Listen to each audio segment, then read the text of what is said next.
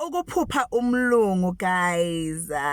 It's very interesting because omunye uyathi mkhugogo mina ngiphupha umlungu and angazi ukuthi ukusho ukuthini. Bogogo nabomkhulu ngithanda ukunamkela e-channelini yami, igama lami ugogo Patricia. Ngiyahlola ngiyatholakala ku WhatsApp. I've shared my numbers lana ku YouTube. You can also ungilandele ku TikTok. Kwesinye isikhathi ngingatholakali ngoba mangarecordi ngiyasebenza, mangasebenzi ngisebenza abantu, mhlambe ngiyahlola, mhlambe ngisabantu emanzini sokuningi. So mawungisendela iWhatsApp, please usende ama details all at once. Ungabulisi uthi hi isikhathi sokuxoxa abantu abadala sikho. Mangihlaziya amaphupho ngiya charge futhi for amaphupho. Kunomuntu lana othi wegogo ngiphupha umlungu, right? Mawuphupha umlungu kusuke kubonisa idlozi lamandawe, umndawe loyo.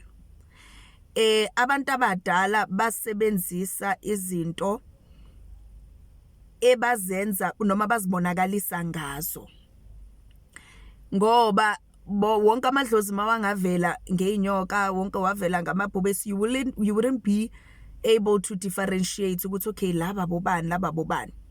So umdawe kuye kuthiwe kunomuntu who comes from Zimbabwe kukuthi umdawe kuyena kuyidlozi, kuyena kugogo nomkhulu uzomphupha esidlozi. Kunomuntu othi hayibo gogo mina ngingumZulu nje ophelele, mina ngumSuthu nje ophelele, mina ngumSwati ophelele, kungani manje ngiphupha belungu?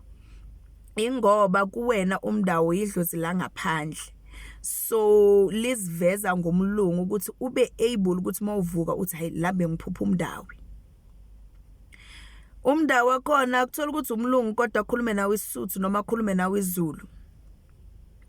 Uyabona? Umdawe ke loyo. Idlozi lo mdawe.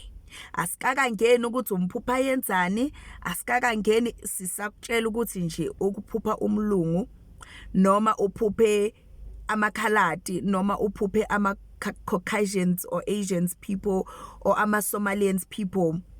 Loyo kusho ukuthi umdawe bantwana bethonga, right? So yeah, hope you understand. Ungathuki, there's nothing wrong emakhosini. Ngiyabonga.